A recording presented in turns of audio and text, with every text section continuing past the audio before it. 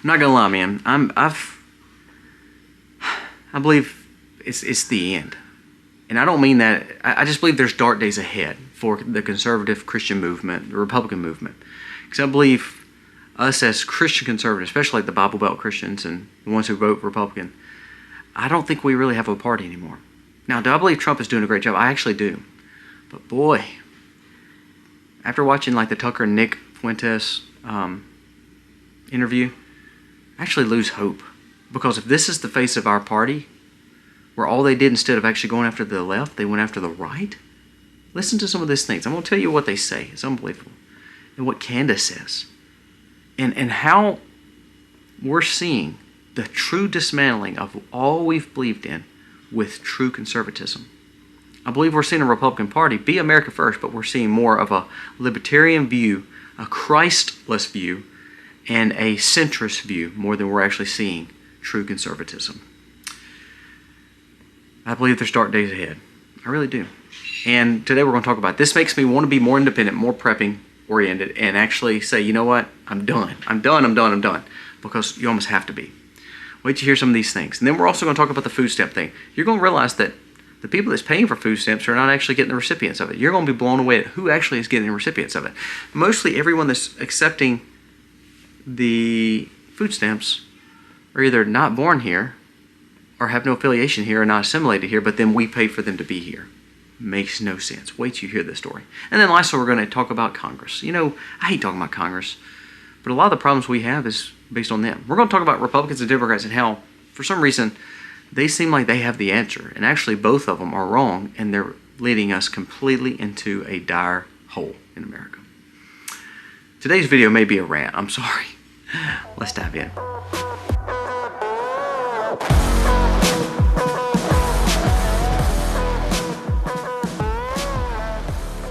Hey guys, welcome to our channel. Thank you so very much for being here today. If you are new, please go down here, press subscribe, ring the bell, give us a thumbs up. It means the world to us, and we hope that you get something out of our content. We hope that you gain wisdom, and really more than that, we hope that you say, you know what, let me go over that a little bit more. Let me look into it a little bit more, do my own research, and then you'll gain a better perspective for you and your family. One thing I've realized is independence, sustainability, and making sure that we are dependent on our family structure. The one main thing that I think never really lets us down to a point where we love each other, we work together, is our family structure. That's why I've been nailing my children to a point of saying, look, following Christ, having a good basis, understanding sustainability and independence is what we were meant to have. And that means freedom and liberty. I believe we're losing that handily through the conservative movement. And I believe what we're seeing is just what the Democrats have just went through. Not understanding who they really are. Are they communists? Are they socialists? Are they leftists? Are they liberals? Are they ones to embrace, a Christless way? I think that Democrats have lost their way. And therefore, that's why we won these few elections that we've won lately. But I believe Republicans are facing the same problems. We can't just take the win and actually commit to do things for the American people. Now, Trump actually is still fighting for America. I do believe that. But the party is falling to pieces. Prime example, let's just go through a few little things. Have you noticed Thomas Massey, Rand Paul? Again, people that I wholeheartedly supported the last probably 10, 15 years.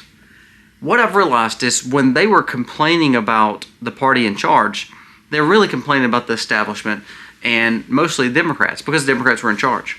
Now that Republicans are in charge, instead of working with them to make things better, they've actually voted more against the Trump administration and pushing first what Trump is trying to do.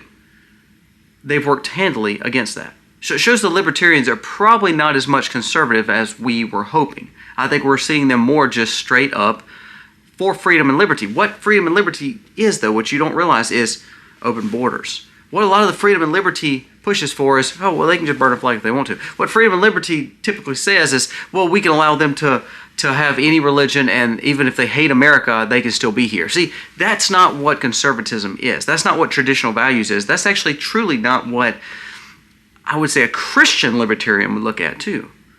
It's not true.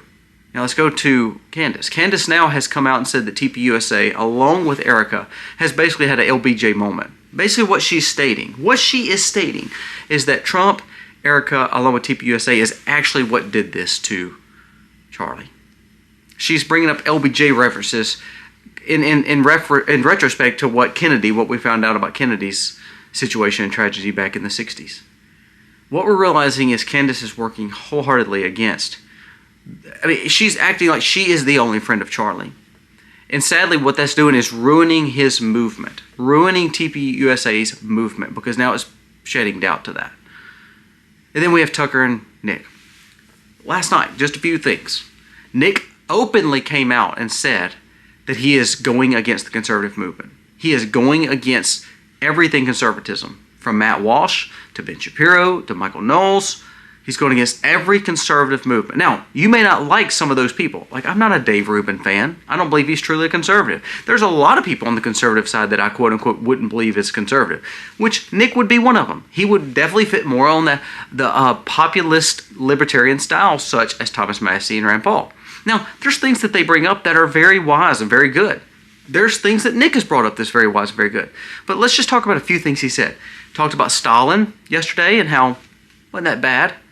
Talked about Germany and Hitler and really didn't disparage them like he disparaged Ted Cruz, Mike Huckabee, and Ben Shapiro and Matt Walsh.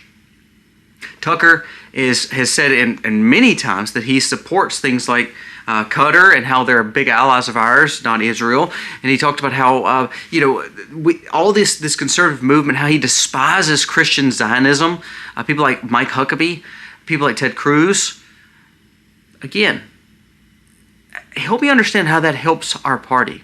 Last night, what they could have done is work together and said, you know what, even though we don't really get along with everything, even though we don't really get along with even some of the Republicans, even though we don't get along with the rhinos, even though we don't get along with every aspect of conservative movements, Christian movement, things like that, why don't we talk about the dangers of Zohar Mamdani?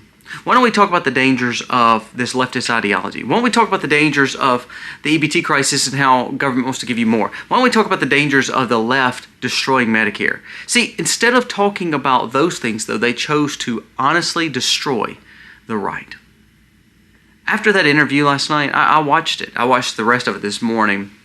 But I actually got, instead of a sense of pride like a lot of Republicans and the conservative MAGA base is applauding for this, it actually disparages me more than ever.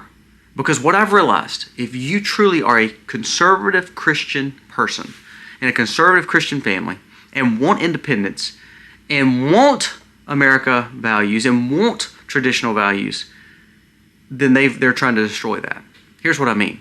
The same people like these guys, the Hodge twins, Dan Bilzerian, even Dave Rubin, you can throw him in there, Nick Fuentes, Candace Owens, Tucker Carlson, all they're doing is destroying the Christian movement more. Now Candace, I'll take her out of this part, but if you noticed, these same people that quote-unquote say they're conservative Christians are literally cursing just about every other word. Or when they get flustered, they'll say the F-bomb, or they'll drop some crazy antics about these other Christian people in the movement.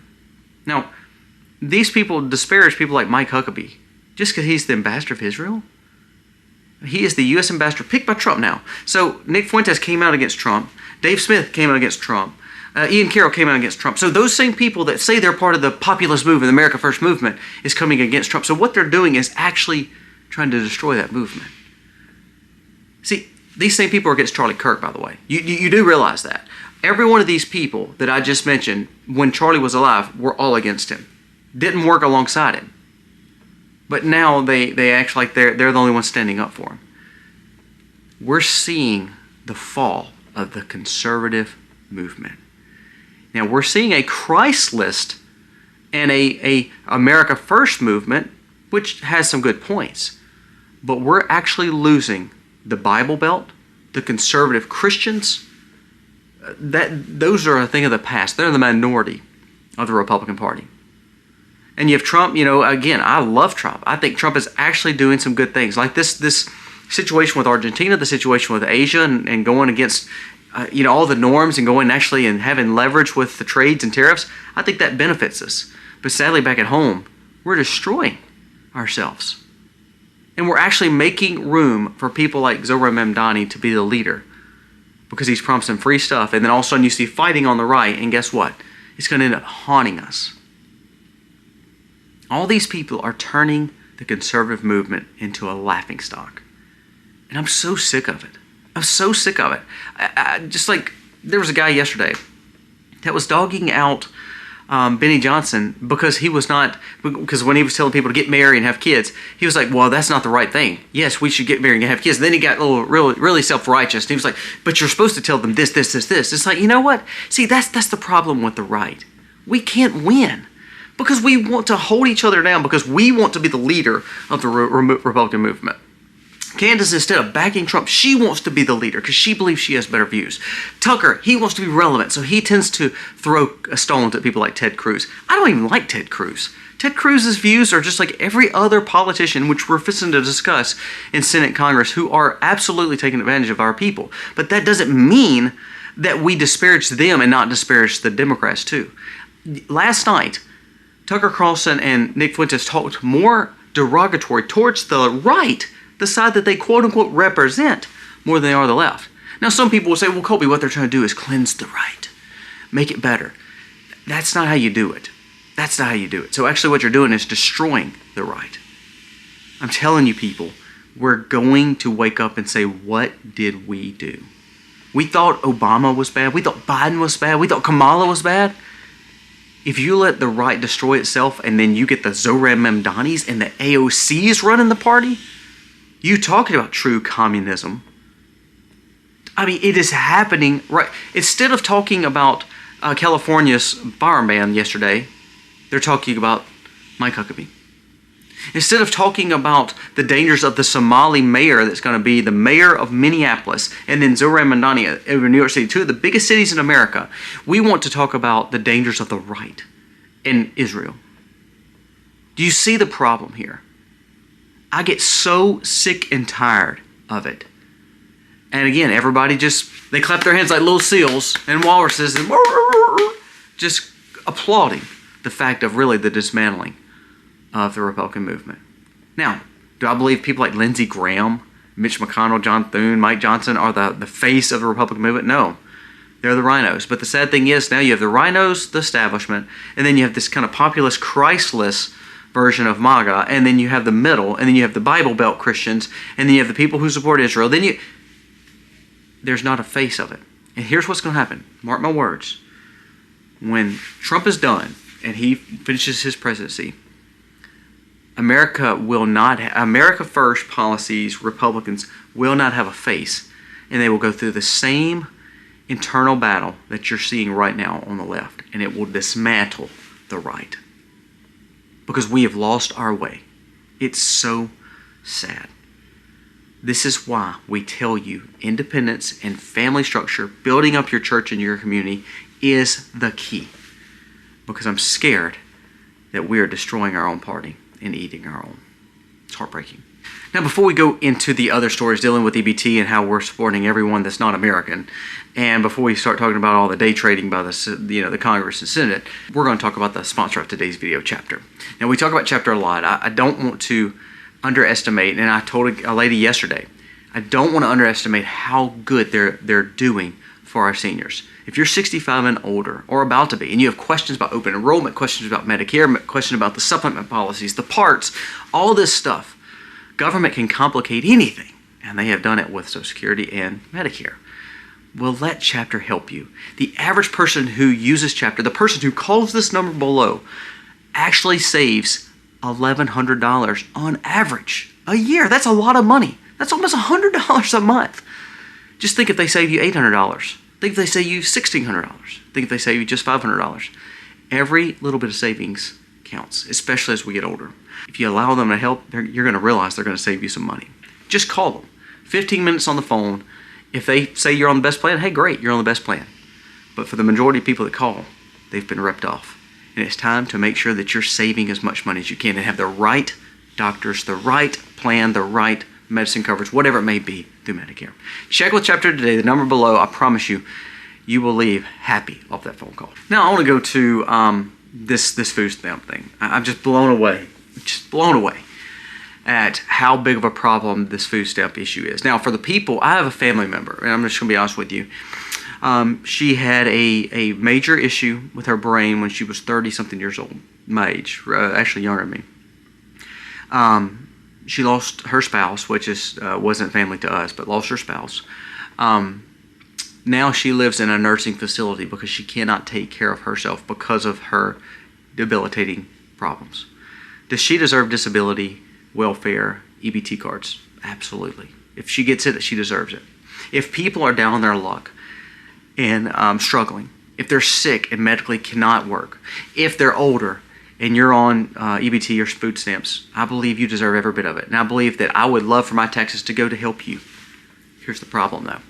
The people that's on quote-unquote TikTok right now on social media that's sharing all this mostly are young adults that can work. They got their hair usually in some kind of cover. They've been at the beauty salon. They've got nails. They've got tattoos all over them. They're smoking cigarettes, and they're buying Doritos. Now, those kind of people do not deserve my tax dollars to support their habits. I want to read to you some of these startling statistics about food stamps. Food stamps usages by ethnicity should shock Americans. Nearly half of all Afghan and Somali households are on welfare, while Americans who built this country rank near the bottom. I want you to look at this chart if you don't believe me. Now, you may not can see this chart really well. I'll try to blow it up on screen. But the very top of that list, there's, the Afghanistan, Somali, goes down to Iraqi, Dominican, Caribbean, Puerto Rican, Cuban, Black, Arab, Cambodian, Haitian, Pacific Islander, Honduran. The list goes all the way down. Those percentages, anywhere from 30 to 40% of their populations that are here in America are getting food stamps. At the very, very bottom, Italian white Americans and white Americans are about 7 to 8% get food stamps. So you tell me, the majority of working Americans that are getting taxed are paying for people who came here that are not natural-born citizens, that are not here, that are not America. And then we're worried that the Congress, if you look at every Congress or Senate feed right now, every one of them, Republican, Democrat, doesn't matter. All they do is talk about how they cannot wait to give you more benefits from the government. Is that the answer? That we need more government intervention in our life? This is what this does. See, when we're on Medicare for All, or we're on Medicaid, or we're on food stamps, what happens is this. Then you're held up. Do you see this? These people now depended on the government to feed them. And because there's a fight in Washington, they lose their benefits. This should show foreshadowing of why we don't need government in our life. But no, we want to give 45% of all Afghanistan people that are here get food stamps. 42% of all Somalis that are here in America get food stamps. 34% of all Iraqis here get food stamps. 34% of all Dominican, Caribbean, Native American, Puerto Rican, Cuban get food stamps. Blacks is one of the highest ones here as well. So you tell me, if these are considered quote-unquote the minorities, but then we're giving them more of the food stamps, what this shows is this is why Democrats push for immigration, because then the handouts they give them can lock them down to votes. That means they can always be in power. There was a report that said that of these people, 42 million, like we talked about, they said less than about 30% probably actually need it. The rest are made up of people who don't want to work, who don't, they'll have tons of kids, but actually say, well, we can't work because we have to take care of our kids, but the kids are getting free public education. Also, they're getting all this government medical help. So why are these parents not working? It's because they're lazy. See, when we get dependent on a system, just think this, just for instance, say, for instance, you woke up one day and there was just $1,000 in your bank account. And you're like, wow, where did this $1,000 come from? You called your bank and the bank said, well, I don't know where the money come from, but it says, hey, it's a gift. $1,000, take it. I mean, it's your money. And you were like, oh, that's a little scary. I don't know if I need to keep getting this. Then the next week you get another 1,000. Then the next week another 1,000. And then finally you realize, well, this person is going to keep on giving me money. I'm going to start using it. So you go out and you start spending some of this money. You start spending this money. And all of a sudden, 2 years later, the 1,000 quits. Well, you've built habits on using that money. And all of a sudden you get mad that the person quits giving you money, huh? You've gotten used to the dependency of that structure. See, that's how government works. They want you dependent on it, so then you complain when you don't get it. Go on TikTok or Reels on Facebook or YouTube right now, Shorts, you will see the most people complaining about not getting their food stamps, and every one of them, to be honest with you, the ones that are trending are all your age or under that could easily work. Easily work, 20s and 30s and 40s, and they're getting mad at the government for not taking care of them. See, we've built a dependent society. We've built a communist, socialist society. This is why I've said dark days are ahead, because not only do you have the dismantling of the freedom movement and conservative movement, you have a dismantling of people having independence and sustainability. You know why we do all this? This is hard work that we work 7 days a week on our farm. Now, I don't want a pat on the back. You know, I told my son when he's building this house, I said, here's the benefit. Since you're living on farm, we have half the stuff that's going on the farm. It takes the workload off me, but then you're building a family of sustainability too and independence, and we can work it together. You know, that's what I want for all my kids. I want them to realize where their food comes from, because why? I don't want them going and worried about what the government's going to give them this week for EBT. I want to ask you this. This is just my opinion. I might be wrong. I believe everybody that takes any kind of government handout, and again, this goes to everybody, not Social Security recipients because they've paid into the system. I'm talking about everybody that's not retired age that's getting some kind of welfare benefit. I believe there should be mandatory drug test. Mandatory drug test. Because if you're not doing anything wrong, you'd be glad to give them. But if you start complaining about that, what that means is instead of actually being needy, you're just being lazy and you end up being a drug user or having a problem other ways. Your urine should be checked. You should see if you're on drugs or alcohol and abusing the system. I believe that would cause for a lot of problems to go away. Also, another thing, I believe that EBT and food stamps should be like it used to be, where they give you powdered eggs, some kind of powdered cheese, some kind of just get-by food that will give you nutrients, but it's not Doritos, Pepsi, Cokes, and anything from Walmart. It's stuff that you buy at a food bank that is definitively based for you, almost like MREs or other things like that. Now, I know people are like, Colby, you're being so cold-hearted, you terrible person. No, here's what it would do. It would fizzle out the people that's abusing the system, because they would be like, I don't want powdered eggs. Well, if you're hungry and you're really starving and you're needing support, then you would eat those powdered eggs. But no, you want the higher-end stuff that I can't buy because I'm having to pay for your food too. See, this is where you have to get down to the nuts and bolts of it and say, you know what, it may be time to be a little bit harder and say, you know what, drug test and going up to like true WIC food banks, and you open the stuff up that people don't really want to eat but that is nutrient dense and has everything you need, but to be honest with you, it's not the stuff from Walmart because you've been abusing the system.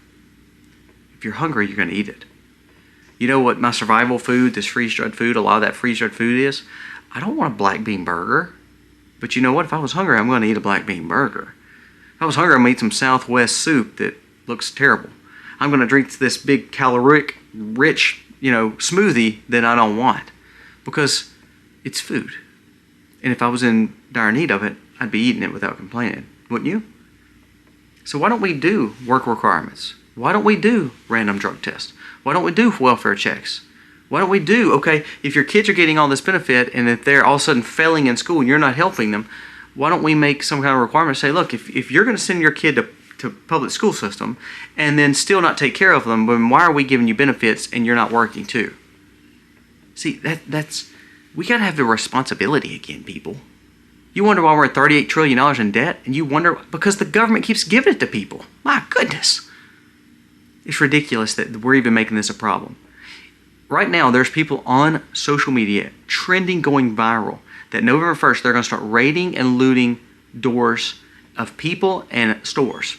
You know what? There was actually a guy who said, look, and it went viral. He said, husbands, if your wife usually is the one that does the shopping at Walmart and grocery stores, he said, after November 1st, you better be the one to do that. Because all these threats are going to be against the vulnerable. It's not going to be against the masculine man walking to shop for his wife. It's going to be against the wife and children and the older individuals among us. He said, these people are already telling you what they're going to do. They're going to steal, they're going to thief, because they're not going to work. They don't believe in work. They believe in taking. They believe in dependency. And what that means is they will do all things they can.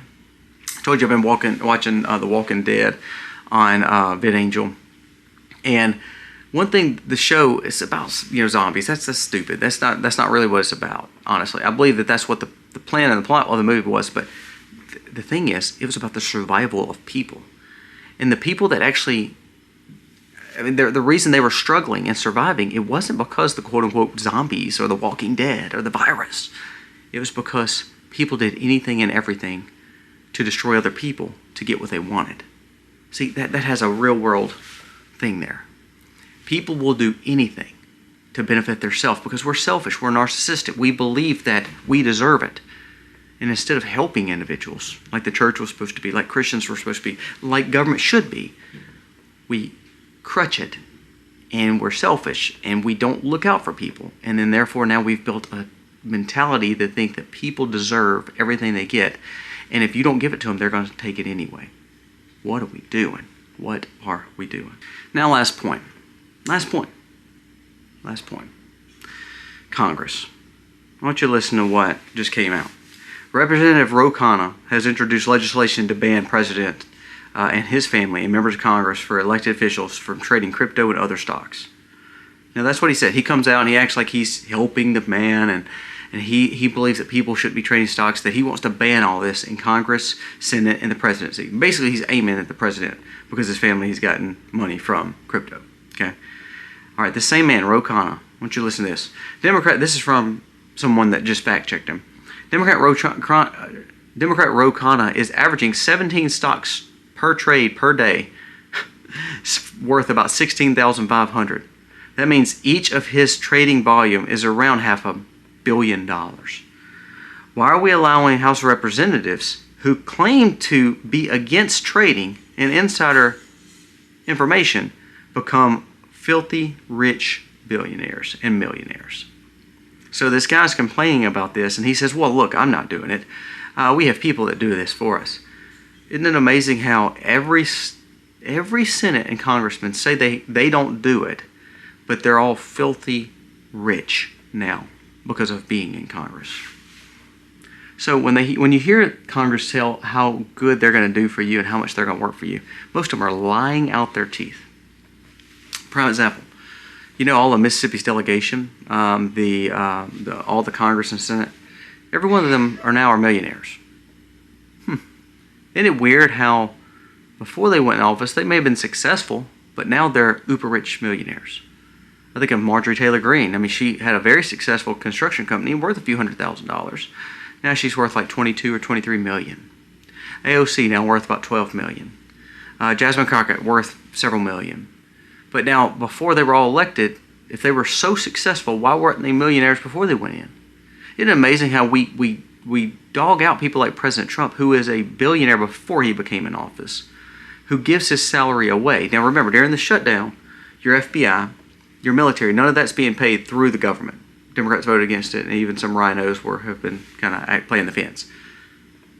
But Trump gave his salary away every year since he's been president, the first time and this time. But Senate and Congress are still getting paid.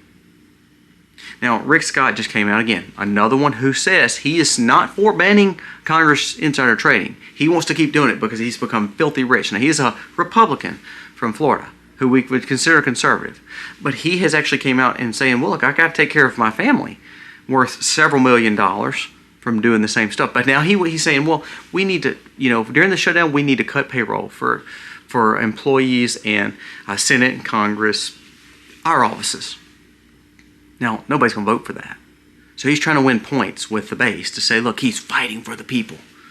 But at the same time, he's one of the ones that's getting filthy rich too. See, there's parts of what like Tucker Carlson and Nick Fuentes and all of them say that do make sense. There's parts of what they say about lobbyists and how dangerous it is. There's parts of that that's absolutely true. But instead of just saying the problem is both sides, they degrade Republicans. Now, I'm degrading both sides because I just showed you Ro Khanna and AOC, but then also said Marjorie Taylor Greene, Dan Crenshaw, and people like Rick Scott.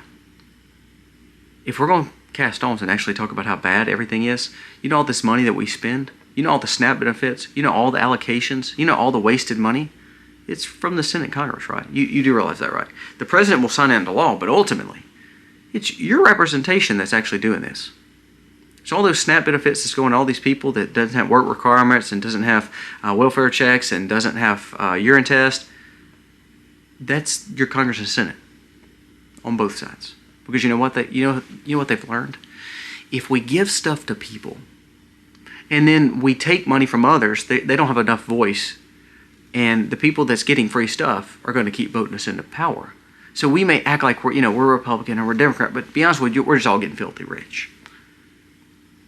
I went to Walmart yesterday. I don't have to buy meat at Walmart. I have all my meat, but like toilet paper, paper towels, starch, random stuff, laundry detergent. So we go and we spend like $400 or $500. We go usually once a month, twice a month maybe. So it's not a lot because we don't have. I mean, we have a lot of our own foods and things like that. So a lot of our stuff is buying like sundry items, things, extra stuff, hygiene items, things like that.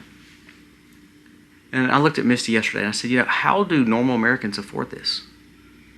And then she was like, I don't know. And I said this. I said, this is why people want government to fix everything. Because they're down on their luck and they believe government has the answers. Instead of saying, look, we can make the answers by getting rid of all these people in Congress and getting new elected officials who doesn't just make career politicians get filthy rich. If we would get people who actually sign the front of the checks, if we get people who actually do jobs back at home, who actually have careers that they can't leave, they can go up there for part-time and then come back and actually do their job, we actually may see differences. I'm brokenhearted at where we're at in the nation, but it's made me all the more supportive of independence, of freedom, of prepping, and of taking care of your family through sustainable ways. Being smart with money, because man, the government will let you down, and they have let us down. Give me your thoughts on today's video. God bless. Be free, be free, be free.